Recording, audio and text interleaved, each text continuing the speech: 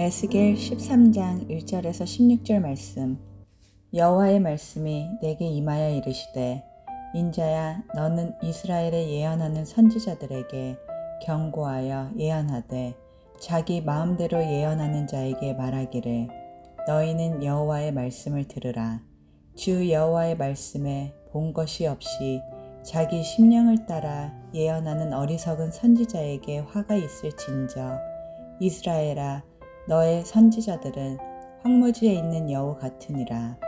너희 선지자들이 성 무너진 곳에 올라가지도 아니하였으며, 이스라엘 족속을 위하여 여호와의 날에 전쟁에서 견디게 하려고 성벽을 수축하지도 아니하였느니라. 여호와께서 말씀하셨다고 하는 자들이 허탄한 것과 거짓된 점괘를 보며 사람들에게 그 말이 확실히 이루어지기를 바라게 하거니와, 그들은 여호와가 보낸 자가 아니라 너희가 말하기는 여호와의 말씀이라 하여도 내가 말한 것이 아닌즉 어찌 허탄한 묵시를 보며 거짓된 점괘를 말한 것이 아니냐. 그러므로 주 여호와께서 이같이 말씀하셨느니라.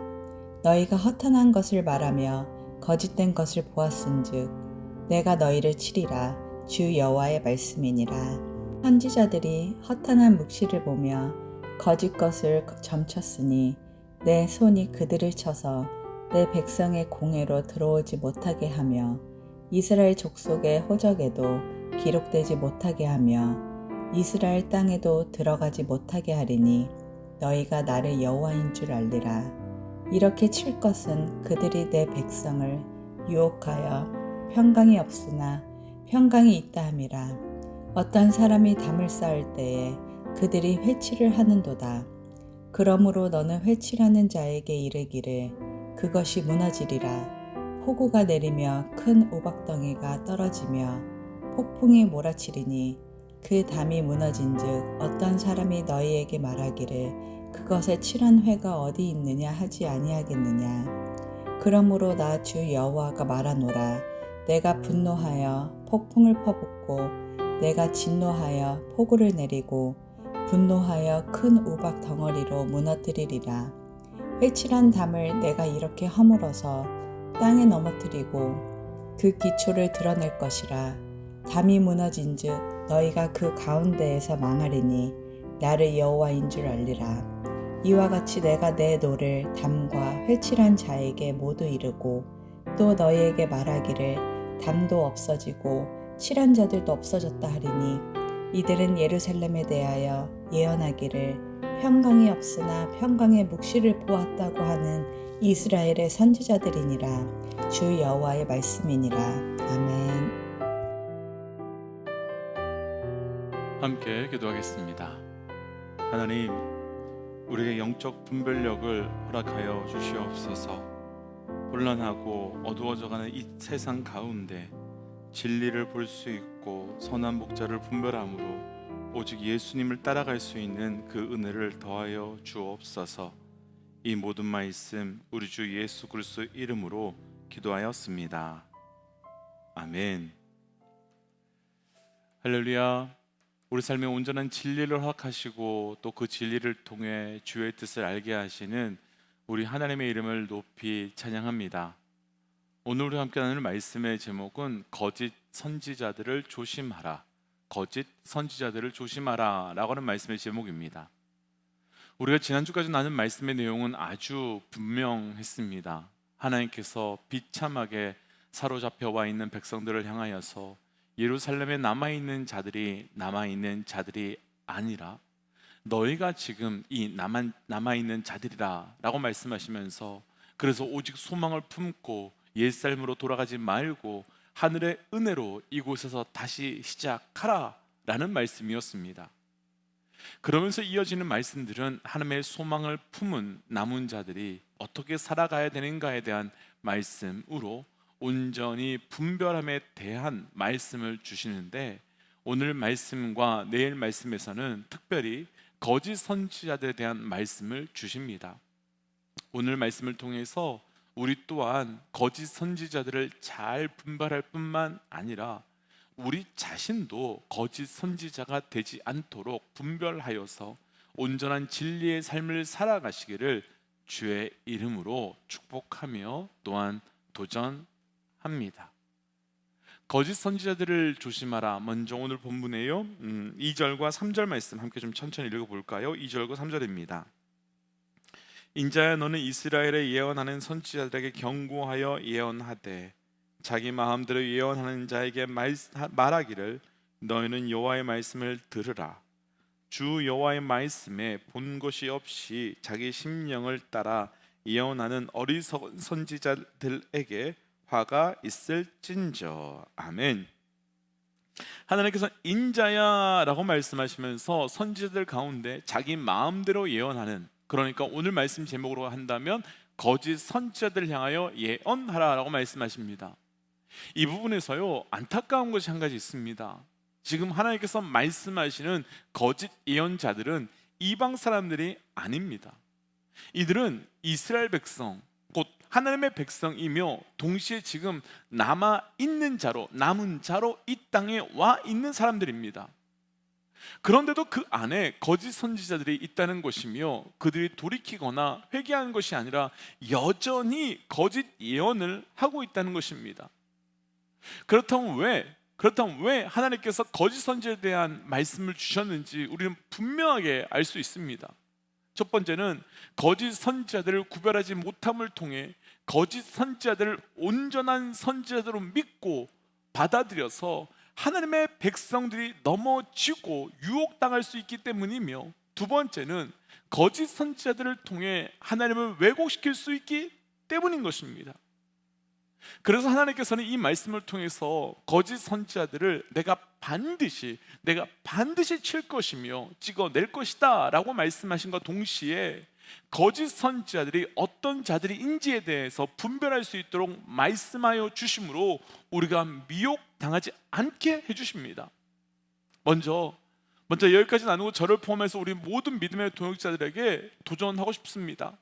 첫 번째는 우리가 거짓 선지자들에게 미혹당하지 않으시기를 주의 이름으로 도전합니다. 그리고 두 번째는 우리도 모르는 사이에 거짓 선지자가 되지 않으시기를 깨어 반응하시고 깨어 분별하시기를 주의 이름으로 도전합니다. 이 두 번째 도전, 그러니까 우리가 거짓 선지자가 되지 않기를 바란다고 하는 이 도전은 어떻게 생각하면 말도 안 된다 라고 말씀할 수도 있겠지만, 분명한 것은 그 누구도 거짓 선지자가 되고 싶어서 거짓 선지자가 되는 사람은 없기 때문입니다. 그래서 우리가 깨어서 분별하지 않으면 우리 자신도 모르게 거짓 선지자가 될 수 있기에 정말 온전하게 깨어서 정말로 잘 분별하고 잘 깨어 있어야 되는 것입니다. 그러면서 하나님께서는 오늘 말씀을 통해서 거짓 선지자가 어떤 자인지 그 특징에 대해서 말씀해 주시는데, 우리가 조금 전에 읽었던 2절 말씀에서 첫 번째는 거짓 선지자들은 자기 마음대로 예언하는 자라고 말씀하시고요, 또 3절에서는 주 여호와의 말씀에 본 것 없이 자기 심령에 따라 예언하는 자라고 말씀하십니다. 그리고 또 거짓 선지자에 대한 말씀이 있는데, 이 말씀을 읽고요 한꺼번에 한 번 더 전체적인 정리를 좀 해보고 싶은데요, 우리 연이어서 5절 말씀 함께 좀 읽어보겠습니다. 우리 천천히 함께 5절 말씀 읽어볼까요? 너희 선지자들이 성 무너진 곳에 올라가지도 아니하였으며 이스라엘 족속을 위하여 여호와의 날에 전쟁에서 견디게 하려고 성벽을 수축하지도 아니하였느니라. 아멘. 또 다른 거짓 선지자들의 특징은 무너진 성, 그러니까 이미 예루살렘 성은 무너지고 있었고 해파되고 있었지요. 그러나 이 거짓 선지자들은 단 한 번도 그곳에 가보지 않았다라고 말합니다. 그러니까요, 거짓 선지자들은 백성들의 아픔을 돌아본 적이 없고 백성들의 무너진 삶의 현장에 가본 적이 없다는 것입니다. 그렇다면 백성들이 그렇게 고통을 당하고 있는데, 죽을 만큼 어려움을 당하고 있고 그 죽을 만큼 어둠 가운데 있는데 왜 안 가보겠습니까? 백성들에 대한 마음이 전혀 없기 때문일 것입니다. 백성들에 대한 마음이 없기 때문일 것입니다. 그렇다면 지금까지 정리된 거짓 선지자의 특징은 아주 분명합니다. 첫 번째, 이들은 그 마음에 하나님의 마음이 전혀 없는 자들입니다. 그리고 두 번째, 이들은 하나님의 백성들에 대한 마음 또한 없는 것입니다. 그럼 어떤 문제들이 생길까요? 사람의 마음은 절대로 비어있는 채로 있을 수가 없는 존재들입니다. 사람의 마음은 늘 무엇으로든지 채워져 있고 무엇으로든지 반응하게 되어 있습니다. 그럼 거짓 선지자들의 마음에 하나의 마음이 없고 백성들을 향한 그 마음이 없다면 그 마음은 어떤 것으로 그 마음들이 채워져 있겠습니까? 그렇다면 분명하게 그 마음은 하나님의 마음 대신 사단의 마음이 백성들을 향한 그 마음 대신에 내 이익과 내 유익과 내 목적을 채우기 위한 마음으로 채워져 있을 수밖에 없을 것입니다. 우리는 모세의 사건을 잘 알고 있습니다. 하나님께서는 계속해서 타락해가고 있는 백성들을 보면서, 배신하고 원망하는 백성들을 보면서 이 백성들을 버리고 다른 백성들을 택하여 내가 나아가겠고 그래서 역사를 이루겠다라고 말씀하셨습니다. 그런데 바로 그때 모세가 어떻게 대답하셨습니까? 출애굽기 32장 32절 말씀에서 모세는 내 백성의 죄를 사해달라고 기도하면서 그렇지 않으면 내 이름을 생명의 책에서 지워달라라고 말합니다. 그때 하나님께서는 어떻게 하셨습니까? 그래, 내가 너의 이름을 지워줄게, 그렇게 말씀하셨습니까? 아닙니다. 그렇지 않습니다. 하나님께서는 그 모세의 간구의 기도를 들으시고 백성들의 죄를 다 사하여 주셨습니다. 그렇다면 모세는 어떻게 그렇게 할 수 있었겠습니까? 사실 모세 입장에서는 일만 생기면 자기를 원망하고 비난하는 백성들에 대한 좋은 마음이 있을 수 없었을 것입니다. 그렇다면 하나님께서 그렇게 말씀하셨을 때, 예, 하나님 그렇게 해주십시오, 저도 그러고 싶습니다, 정말 이 백성들과 더 이상 함께 할 수 없습니다, 그렇게 말하고 싶었을 것입니다. 그런데 왜 그럼에도 불구하고 모세는 그들의 죄를 사해달라고 내 이름을 지워달라고 기도했겠습니까? 첫 번째, 모세는 하나님의 마음을 분명히 알았기 때문일 것입니다. 하나님께서 정말로 백성들을 버리고 싶은 것이 아니라 하나님께서 주시고 하나님께서 정말 그를 통해 주시고자 하시는 경고가 무엇인지를 분명히 알고 있었기 때문일 것입니다. 두 번째, 모세는 백성들의 삶의 현실을, 백성들의 한계를 너무도 잘 알고 있었기 때문일 것입니다. 그래서 모세는 하나님의 마음도 알고 백성들을 향한 마음도 알기에 거룩한 선지자였던 것이고, 반면 오늘 말씀에서 증거하고 있는 거짓 선지자는 하나님의 마음도 백성들의 마음도 모르는 정도가 아니라 아예 관심도 없고 그것으로 나아갈 마음도 없는 자들.